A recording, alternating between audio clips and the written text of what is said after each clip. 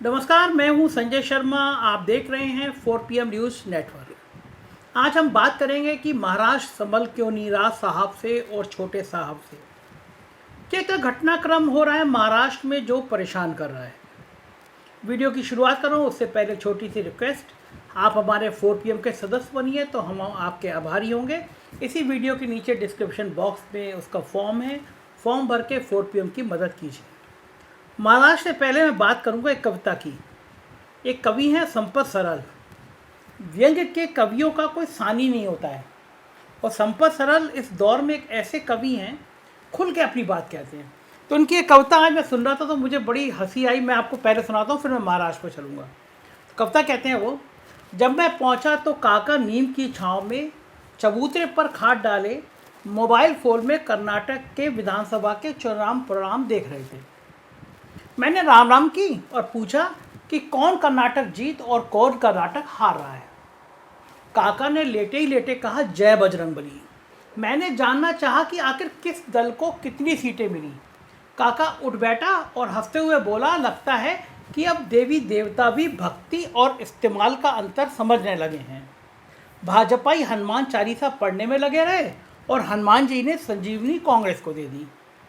मैंने आश्चर्य प्रकट किया कि प्रधानमंत्री जी ने तो अपने भक्तों से कहा था कि ईवीएम का बटन बजरंग बली की जय बोलते हुए दबाना है, तो क्या बजरंग बली ने भक्तों की तनिक भी मदद नहीं की। काका ने हंसते हुए अतिशयोक्ति अलंकार का उदाहरण समझाया। बोले, हनुमान की पूंछ में लग ना पाई आग, लंका सारी जल गई, गए निशाचर भाग। मैंने मुस्कुराते हुए सवाल किया कि कांग्रेस को जीत के क्या कारण हैं। काका ने कांग्रेस की जीत का समीकरण समझाया। राहुल गांधी की भारत जोड़ो यात्रा, नेताओं में जिम्मेदारी का बंटवारा और विश्व गुरु और सोने की चिड़िया वगैरह से परहेज। मैंने कहा, तो क्या भाजपा में जिम्मेदारी का बंटवारा नहीं होता। काका हंसते हुए बोले, क्यों नहीं होता। भाजपा में तो जिम्मेदारी का बंटवारा ग्राम पंचायत से संसद तक के चुनाव में होता है। जीत मिले तो पूजने नरेंद्र मोदी जी जिम्मेदार, और हार हो जाए तो उनके अलावा बाकी सब जिम्मेदार। मैंने तो कहा कि नरेंद्र मोदी जो तो खुद अपनी पीठ ठोकते रहते हैं कि एक अकेला सब पर भारी, फिर भी पराजय। काका ने मोबाइल से नजरें हटाते हुए कहा, एक अकेला सब पर भारी नहीं, एक अकेला सब पर भार। जिस दल का मुखिया वर्चस्ववादी हो वहाँ अन्य विचारों की तो कुछ हैसियत होती नहीं है। बस एक चेहरा होता है, बाकी सब मोहरे होते हैं। चेहरा कहता है उठो जागो, तो सब के सब मोहरे उठ जाग पड़ते हैं। चेहरा ऑर्डर देता है सावधान पीछे मुड़ तेज चल, तो सब मोहरे सावधान होकर पीछे मुड़कर तेज तेज चलने लगते हैं। मैंने कहा, क्या ऐसा भी हुआ है कभी कभी कमल दल में। काका ने कहा, कितनी बार का हुआ का गिनाऊं। चेहरे ने पंचलाइन फेंकी, अच्छे दिन आने वाले हैं, और एक भी मोहरे ने अच्छे दिन का रोड मैप नहीं पूछा। चेहरे ने कांग्रेस मुक्त भारत कहा और मोहरे जुमले को ही मंत्र मान बैठे। चेहरे ने आदेश दिया कि मन की बात सुनो, और मोहरे उसी को काम की बात मानकर सुनते रहे। मोहरे चाय पर चर्चा कर लेंगे, ताली थाली बजा लेंगे, पर जीवन की बेहतरी के लिए चेहरे से सवाल नहीं करेंगे। उल्टा इस भक्ति भाव को अनुशासन कहते हैं। मैं आश्वस्त हुआ कि काका बहुमत इतना प्रचंड मिला है कि वहाँ कांग्रेस को वहाँ ऑपरेशन लोटस का खतरा नहीं रहेगा। काका ने धीमी आवाज़ में आगाह किया, इस बुलावे में मत रहना, कांग्रेस को हर समय सतर्क रहना होगा, डंग बिच्छू की पूंछ में ही होता है। तो ये मज़ेदार कविता थी, तो मैंने सोचा सुना दूँ आपको। अब बात चलते हैं महाराष्ट्र की और साहेब की राजनीति की। दरअसल कर्नाटक ने साहेब का हौसला तोड़कर रख दिया है। इतनी रैलियाँ की, वाइल्ड लाइफ फोटोग्राफी करी, बजरंग बली का जयकारा लगाया, लेकिन सबका सब फेल हो गया। थक हार कर वहाँ के एक आईपीएस को सीबीआई डायरेक्टर बढ़ाकर संतोष कर लिया कि अब ये साहब कर्नाटक निपटाएंगे। वैसे साहब की महिमा अपरंपार है। जब मध्य प्रदेश हारते हैं तो वहाँ के आईपीएस को सीबीआई का डायरेक्टर बनाते हैं। जब महाराष्ट्र हारते हैं तो वहाँ के आईपीएस को सीबीआई डायरेक्टर बनाते हैं, और अब कर्नाटक हारे तो वहाँ के आईपीएस की लॉटरी लग गई। ऐसे में बेचारे यूपी कैडर के आईपीएस अपनी किस्मत का रोना रो रहे होंगे, क्योंकि उनके राज में तो साहब की पार्टी जीत गई, लिहाजा सीबीआई में उनकी लॉटरी लगने से नहीं। लेकिन आज बात सीबीआई की नहीं बल्कि ईडी की करने जा रहा हूँ।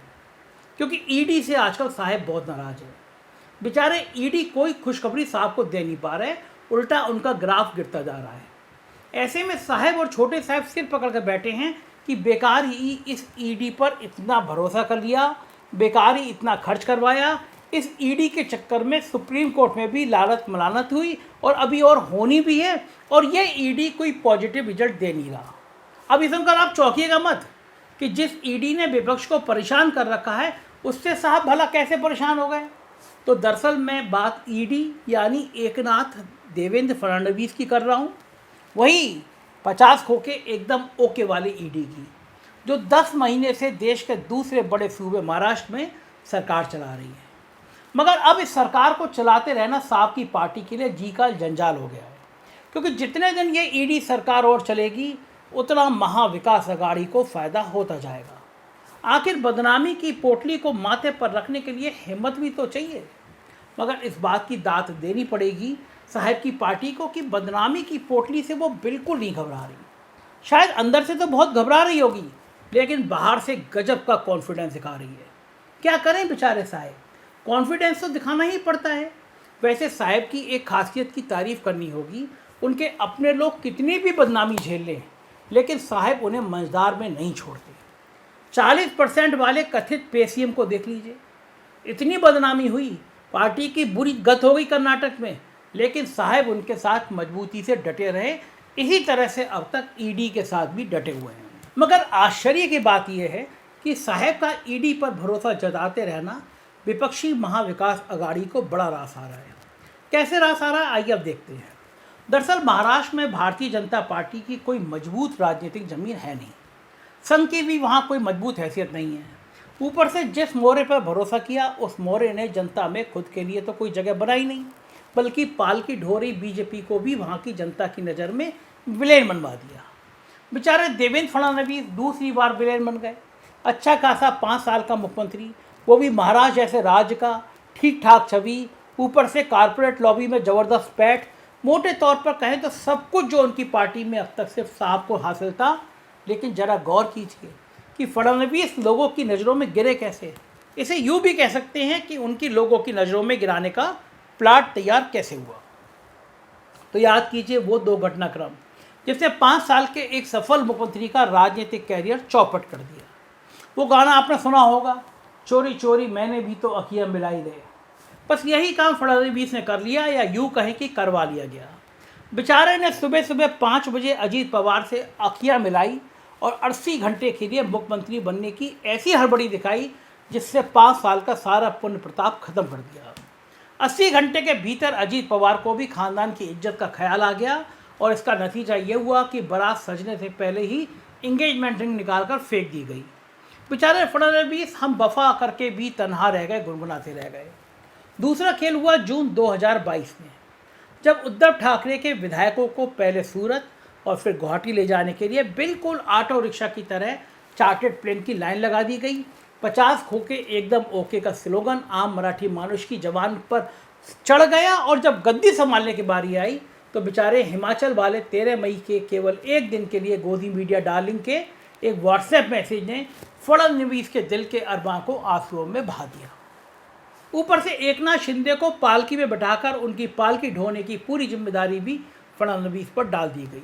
फिर उसके बाद जो बीते 10 महीनों में हुआ उसने फडणवीस जैसे चमकते सितारे को जीतन राम मांझी और जगदम्बिका पाल जैसी हैसियत में लाकर खड़ा कर दिया। महाराष्ट्र के 4 प्रोजेक्ट गुजरात भेज दिए गए।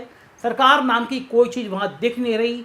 रही बात एकनाथ शिंदे की, तो वो ना तो पहले थे रसूखदार थे ना आज हैं। उनके लिए तो बस यही एकमात्र उपलब्धि रही कि चलो बिल्ली के भाग से एक बार छीका तो टूटा। और अब पूरी ज़िंदगी वो देश भर के पूर्व मुख्यमंत्री के नाते, उस प्रोटोकॉल के नाते सरकारी गेस्ट हाउस और ऑफिसर से गुलदस्ता तो मिलेगा। अब आप सोच रहे होंगे कि पूरी परिस्थितियों से शरद पवार, उद्धव ठाकरे और कांग्रेस क्यों खुश होंगे। तो इसके लिए मैं आपको क्रिकेट का एक उदाहरण देता हूँ। आपको याद होगा 2009-10 में पाकिस्तान में 18 साल का एक बड़ा ही टैलेंटेड बॉलर आया था, नाम था मोहम्मद आमिर। पूरी दुनिया में उसके नाम की खलबली मची थी, लेकिन तभी स्पॉट फिक्सिंग प्रकरण ने उसका पूरा कैरियर तबाह कर दिया। बिल्कुल यही देवेंद्र फडणवीस के साथ हुआ है। पहले अजीत पवार के साथ 80 घंटे वाली स्पॉट फिक्सिंग और बाद में गुवाहाटी में एकनाथ शिंदे के साथ हुई सियासी स्पॉट फिक्सिंग, इन दोनों ने देवेंद्र फडणवीस की महाराष्ट्र में वजीर से प्यादा बनाकर रख दिया। जिस देवेंद्र फडणवीस ने महाराष्ट्र में भाजपा को पहले नंबर की पार्टी तक पहुंचाया था, उनके कामकाज ने शरद पवार को बारिश में बिना छाते के भीगते हुए रैली करने को मजबूर कर दिया था। अब वही देवेंद्र फडणवीस बदनामी की पोटली ढोते फिर रहे हैं। मराठी मानुष के बीच उन्हें गुजरात लॉबी का पॉलिटिकल सेल्समैन तक कहा जाने लगा है। तो अब बताइए, इस प्रकार का परसेप्शन बनाने से शरद पवार और उद्धव ठाकरे खुश नहीं होंगे तो कौन होगा?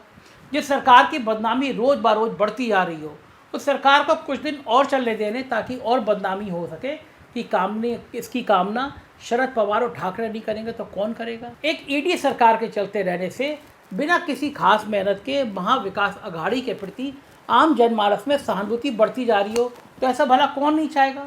अब आपको वो प्रसंग जरूर याद रखना होगा जब राष्ट्रपति ज्ञानी जैल सिंह प्रधानमंत्री राजीव गांधी की सरकार को बर्खास्त करना चाहते थे और तब वीपी सिंह को लगा राष्ट्रपति ने अगर ऐसा कोई ऊट पटांग काम कर दिया तो बोको फोर्स का बढ़ता हुआ बवाल और मिल रही सहानुभूति की दिशा डाइवर्ट हो जाएगी और तब उल्टा बर्खास्त प्रधानमंत्री राजीव गांधी जनता के बीच विक्टिम कार्ड खेलने लगेंगे।